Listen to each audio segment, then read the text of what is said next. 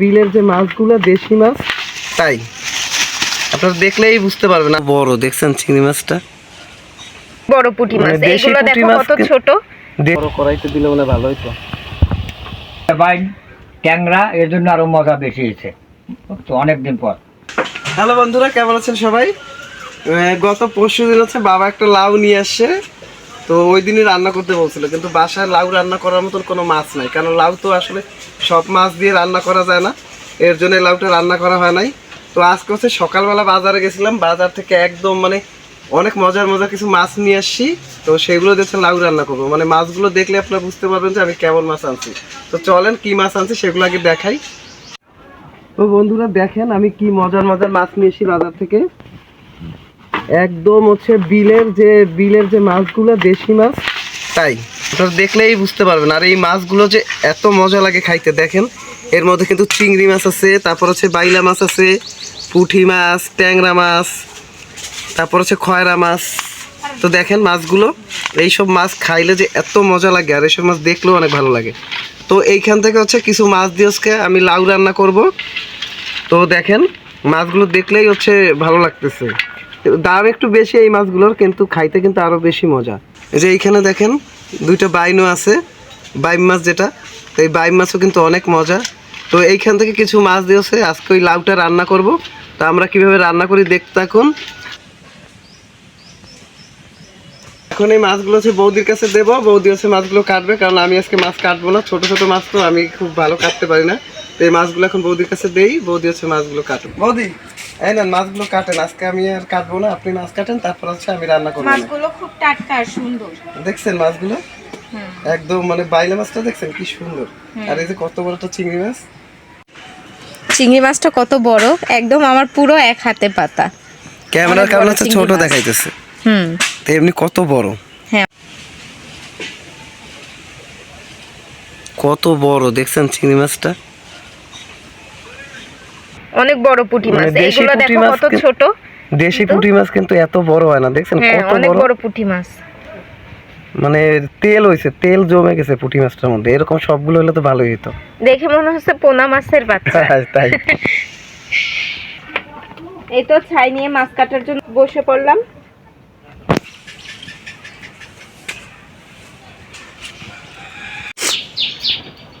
Guys দেখেন বৌদি হচ্ছে মাছ কাটতেছে, এই যে ছাই দিয়ে হচ্ছে মাছ কাটতেছে, কারণ মাছ ছোট মাছ তো ছাই দিয়ে কাটলে হচ্ছে ধরতে সুবিধা হবে। এই যে প্রথমে হচ্ছে বাইলে মাছ কাটতেছে। দেরি করে কাটবো, দেরি করে খাবা। প্রত্যেকদিন কি তাড়াতাড়ি খাওয়া লাগবে এরকম কোনো কথা আছে? তো রান্না তো আমারই করা লাগবে। তোর বা দেরি করে। আচ্ছা আপনি মাছ আগে কাটেন।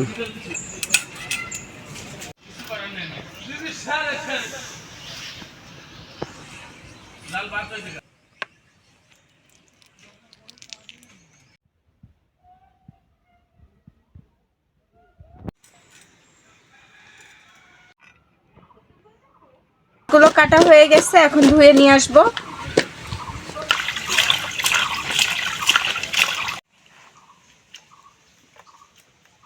এই মাছ খাইতে যেরকম মজা, কাটাকাটি করতে সেরকমই কষ্ট।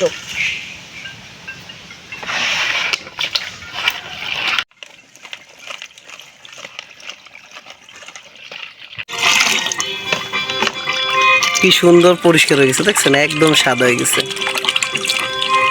যে একটা কথা আছে না, মাংস ধুলে তিতা আর হচ্ছে মাছ ধুলে মিঠা। এই নাও মাছ ধুয়ে দিচ্ছে, এবার রান্না করো। তাহলে এখন আগে লাউটা কাটি, তারপর রান্না শুরু করি। আচ্ছা তো বন্ধুরা এখন হচ্ছে লাউটা কাটি, আগে হচ্ছে খোসাটা ছাড়াই নি। লাউ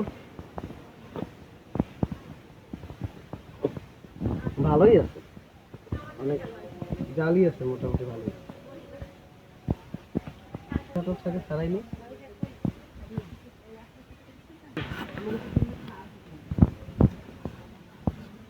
শেষ সময় লাউ তো খুব একটা একেবারে যে জালি তাও না, কিন্তু একেবারে খারাপও না।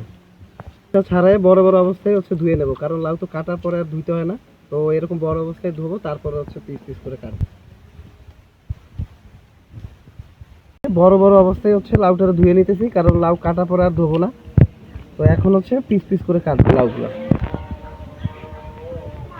এখন হচ্ছে লাউগুলোকে এরকম ছোট ছোট করে কাটবো।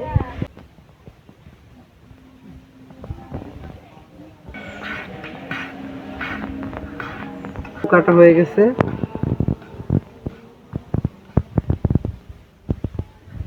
লাউ কাটা শেষ।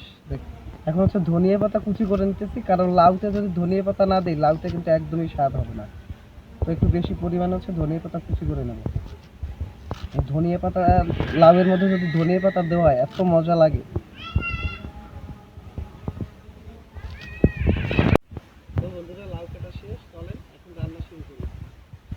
এই যে মাছ তো অনেকগুলা, সব মাছ তো আসলে রান্না করব না, এতগুলো মাছ লাউর মধ্যে দেবো না।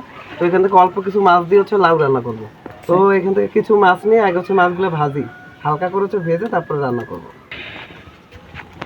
তো ছোট ছোট কিছু মাছ নেবো, এই যে পুঁটি মাছ, তারপরে বাইলা মাছ, এগুলো যা আছে, বাইন মাছ, এগুলো দিয়ে হচ্ছে লাউ রান্না করব।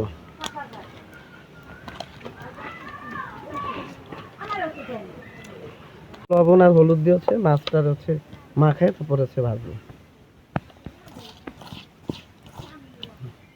তো কড়াই গরম হয়ে গেছে, মাছ ভাজার জন্য তেল দিয়ে দিতেছি।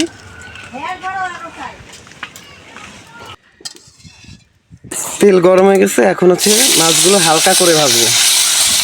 যেহেতু লাউ রান্না করবো, খুব বেশি কড়া করে ভাজার দরকার নেই।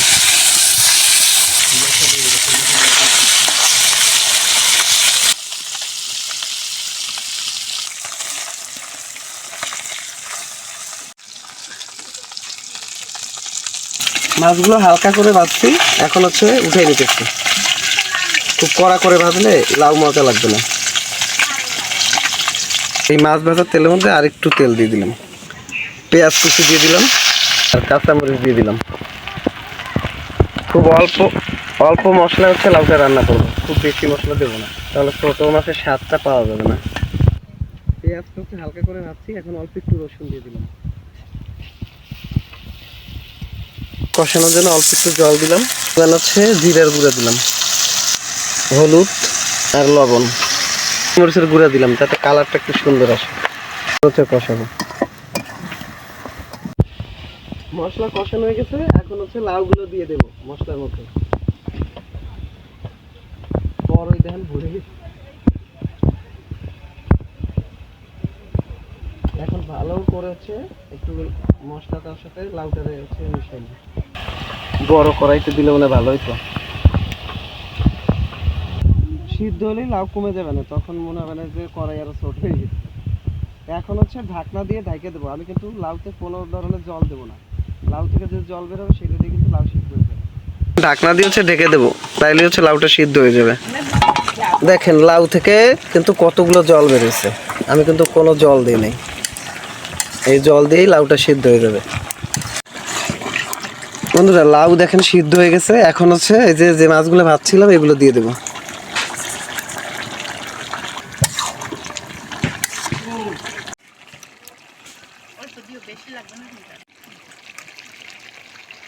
লাউ রান্না কিন্তু প্রায় শেষ, এখন হচ্ছে এই যে ধনিয়া পাতাগুলো দিয়ে দেবো।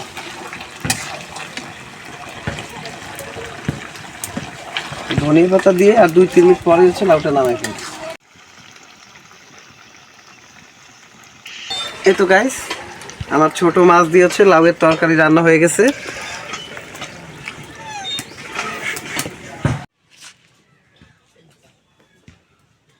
কোন তরকারি দেবো আগে? লাউ তরকারিটা দেওয়া আগে।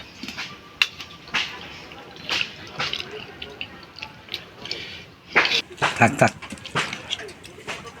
অনেকদিন পর লাউ তরকারিটা খুব মজা হয়েছে।